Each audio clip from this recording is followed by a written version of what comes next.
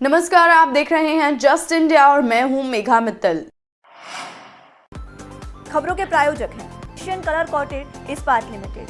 आपका विश्वास हमारी पहचान। मेडिफिर international taken a step to keep you safe from corona virus. रंज care showroom in Rohtak and Bahadurgarh. Showroom पर आएं, टेस्ट ड्राइव लें और गाड़ी बुक कराएं। आज राष्ट्रपिता महात्मा गांधी की 73वीं पुण्यतिथि है। 73 साल पहले 30 जनवरी 1948 को नाथूराम गोडसे ने 3 गोली मारकर उनकी हत्या कर दी थी। देश भर में महात्मा गांधी की पुण्यतिथि पर कई कार्यक्रम आयोजित किए जा रहे हैं। देश दुनिया के साथ राजधानी दिल्ली में भी बापू को श्रद्धा सुमन अर्पित किए जा रहे हैं। साथ ही बापू की पुण्यतिथि पर राष्ट्रपति रामनाथ कोविंद ने उन्हें याद कर नमन किया। उन्होंने ट्वीट कर कहा कि मैं कृतज्ञ राष्ट्र की तरफ से राष्ट्रपिता महात्मा गांधी को विनम्र श्रद्धांजलि अर्पित करता हूं। हमें शांति, अहिंसा, सादगी, साधनों की पवित्रता और विनम्रता से उनके आदर्शों का पालन करना चाहिए। आइए हम उनके सत्य और प्रेम के मार्ग पर चलने का संकल्प लें। वहीं कांग्रेस के पूर्व अध्यक्ष नेता राहुल गांधी ने भी पुण्यतिथि के मौके पर बापू को याद किया है। राहुल गांधी ने वीडियो के साथ महात्मा गांधी के एक कोट को ट्वीट करते हुए लिखा, सत्य लोगों के समर्थन के बिना भी खड़ा रहता है, वह आत्मनिर्भर है। इसके अलावा प्रधानमंत्री नरेंद्र मोदी राजघाट पहुंचे। उन्होंने राष्ट्रपिता महात्मा गांधी को श्रद्धांजलि अर्पित की। उनके साथ रक्षा मंत्री राजनाथ सिंह भी मौजूद रहे। दिल्ली में हुई हिंसा के बाद किसान आंदोलन कमजोर होता दिखाई दे रहा था, लेकिन गुरुवार रात किसान नेता राकेश टिकैत के वायरल वीडियो ने आंदोलन को नई ताकत दी है। हरियाणा और उत्तर प्रदेश के किसान एक बार फिर अपने ट्रैक्टर लेकर दिल्ली की ओर जाते हुए दिखाई दिए और लगातार किसानों का बॉर्डर पर पहुंचने का सिलसिला जारी है। बीते 36 घंटों में आंदोलन स्थल का दायरा करीब 4 गुना तक बढ़ गया है।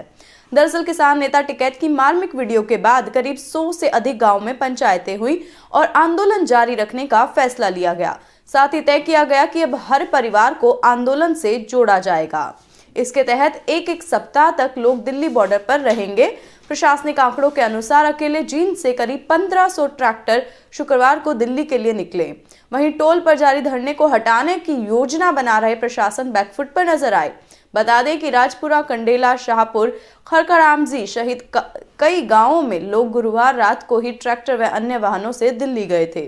किसानों की संख्या में अब लगातार वृद्धि होती नजर आ रही है। पश्चिमी यूपी में मुजफ्फरनगर, शामली, बागपत, सहारनपुर, बिजनौर, अमरोहा, बुलंदशहर, हापुड़ व अन्य जिलों से रात में ही किसान गाजीपुर बॉर्डर पर पहुंचे हैं। दिल्ली में इजरायली दूतावास के पास हुए धमाके के बाद गृह मंत्री अमित शाह की पश्चिम बंगाल की 2 दिवसीय यात्रा को टाल दिया गया है। सूत्रों का कहना है कि सुरक्षा की दृष्टि से यह फैसला लिया गया है। केंद्रीय गृह मंत्री अमित शाह दिल्ली पुलिस के आला अधिकारियों के संपर्क में हैं और हालात पर नजर बनाए हुए हैं। धमाके के बाद हवाई अड्डों, महत्वपूर्ण परमाणु तथा अंतरिक्ष विज्ञान प्रतिष्ठानों, दिल्ली मेट्रो तथा केंद्र सरकार के भवनों की सुरक्षा बढ़ा दी गई है। बता दें कि शाह शुक्रवार रात ही बंगाल रवाना होने वाले थे। हालांकि बाद में बंगाल में भाजपा प्रदेश अध्यक्ष दिलीप घोष ने इसकी पुष्टि कर दी। केंद्रीय गृह मंत्री अमित शाह के पश्चिम बंगाल दौरे का पूरा कार्यक्रम तय था। शाह को शनिवार और रविवार को पश्चिम बंगाल में 2 रैलियों को संबोधित करना था। आगामी पश्चिम बंगाल विधानसभा चुनाव की तैयारियों के मद्देनजर वह और भी कई कार्यक्रम में शिरकत करने वाले थे। तीनों केंद्रीय कृषि कानूनों को रद्द कराने की मांग को लेकर 2 महीने से अधिक दिन से चल रहा धरना प्रदर्शन जारी है। वहीं आज भी सिंघू बॉर्डर, टीकरी बॉर्डर और यूपी बॉर्डर पर हजारों की संख्या में किसान अपनी मांगों को लेकर जमा हैं। नए कृषि कानूनों के खिलाफ दिल्ली, हरियाणा और उत्तर प्रदेश की सीमाओं पर किसान का विरोध प्रदर्शन जारी है। इस बीच विरोध की कड़ी में आंदोलनकारी किसान आज राष्ट्रपिता महात्मा गांधी की पुण्यतिथि पर भूख हड़ताल पर बैठे हैं। आज का दिन सद्भावना दिवस के रूप में मनाया जा रहा है। किसान आज सुबह 9 बजे से शाम 5 बजे तक उपवास रख रहे हैं। वहीं उत्तर प्रदेश पुलिस के एडीजी लॉ एंड ऑर्डर का कहना है कि पिछले दिनों गाजीपुर बॉर्डर पर सुरक्षा तैनाती बढ़ा दी गई थी कि कोई भी बदमाश विरोध में प्रवेश न करे और हंगामा न करे। वहीं कुछ लोगों ने धारणा बनाई है कि हम बल प्रयोग करने जा रहे हैं। हमने कहा कि निष्कर्ष पर आने से पहले हम चर्चा करेंगे और यह चल रहा है। उपायुक्त कैप्टन मनोज कुमार ने लड़के और लड़की में भेद बताने वाले लोगों को एक्सपोज करने का आह्वान किया है। उपायुक्त जिला विकास भवन में बेटी बचाओ बेटी पढ़ाओ कार्यक्रम के तहत आयोजित बालिका दिवस कार्यक्रम में बतौर मुख्य अतिथि उपस्थित होकर आंगनवाड़ी वर्कर व सुपरवाइजर को संबोधित कर रहे थे। उपायुक्त ने कहा कि जिला वासियों की विशेषकर महिलाओं से अपील है कि वे उन लोगों को अलग थलग करने का कार्य करें जो लड़के और लड़कियों में भेद बताकर भ्रम फैला रहे हैं। महिला एवं बाल विकास विभाग के साथ टीम भावना से काम करने के लिए निर्देश देते हुए कहा कि एक एक गर्भवती महिला का डिलीवरी होने तक का पूरा रिकॉर्ड रखा जाए। उन्होंने साथ ही कहा कि गर्भावस्था की स्टेज से लेकर डिलीवरी तक पूरे मामले की मॉनिटरिंग की जाए।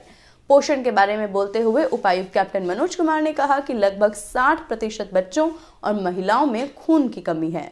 जागरूकता अभियान से इस कमी को पूरा किया जा सकता है। अधिकारियों को आदेश दिए हैं कि वे क्षेत्र वाइज पोषक तत्व के उत्पादन वाली चीजों का मेन्यू तैयार करें। इस संबंध में उन्होंने किचन गार्डन का भी उदाहरण दिया। कार्यक्रम में जिला परिषद के मुख्य कार्यकारी अधिकारी सतीश यादव, डीएसपी सुशीला, मुख्यमंत्री सुशासन सहयोगी शॉलेट जोश, स्वास्थ्य विभाग के नोडल अधिकारी विकास सैनी, जिला शिक्षा अधिकारी डॉक्टर विजय लक्ष्मी नांदल, रोहतक ग्रामीण ब्लॉक के योगेंद्र सांगवान, रोहतक शहरी ब्लॉक से कृष्णा भारद्वाज और अन्य भी मौजूद रहे। हरियाणा के रोहतक में बार एसोसिएशन ने बॉर्डर पर चल रहे किसानों के शांतिपूर्ण धरने को अपना समर्थन दिया है। इस दौरान अधिवक्ताओं ने दिल्ली में शांतिपूर्ण तरीके से चल रहे जन आंदोलन को सरकार द्वारा दमनकारी नीतियों के तहत हथकंडे अपनाए जाने का विरोध किया। उन्होंने सरकार से 3 कृषि अध्यादेश कानून वापस लेने की मांग को भी प्रमुखता से उठाया। वहीं वकीलों ने कहा कि पिछले दिनों जो असामाजिक तत्वों ने दिल्ली में घटना की, वे उन पर सख्त से सख्त कार्रवाई होनी चाहिए और जो किसान पिछले कई महीनों से दिल्ली में शांति से धरना दे रहे हैं, उनको प्रदर्शन करने का हक है। अगर उनके साथ जबरदस्ती करी तो इसका अंजाम अच्छा नहीं होगा। आज सवेरे हमारे वकील साथियों ने आपस में विचार विमर्श किया और जो ये सरकार की दमनकारी नीति है और जिस आंदोलन को दबाने का जो प्रयास किया जा रहा है, ये कह के कि ये देशद्रोही हैं, जबकि ऐसा कुछ नहीं है। हम पहले भी कहते आए हैं और हमारा पूरा वकील समुदाय आज भी इस बात के लिए एकमत है।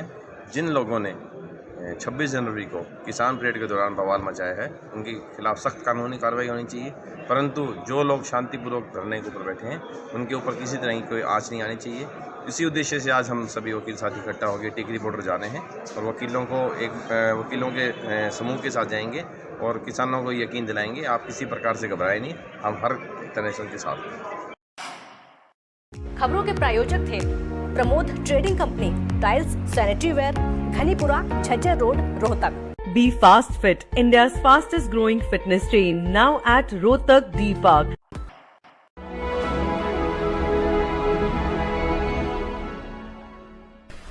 चाचा, आपने नया घर बनवाया है तो घर की छत पर कौन सी शीट लगवाई है? बेटा, मैंने अपने घर की छत पर एशियन शीट लगवाई है क्योंकि वो कभी न मिटने वाले ओरिजिनल निशान की चादरें हैं। साथ में ISI का चिन्ह, 5 साल की वारंटी के साथ साथ पैसों का सही मूल्य देने वाली वही इकलौती शीट्स हैं। क्योंकि नाम नहीं, पहचान जरूरी है। जस्ट इंडिया की आज के बुलेटिन में बस इतना ही। देश और दुनिया की बाकी खबरों के लिए देखते रहिए जस्ट इंडिया। नमस्कार।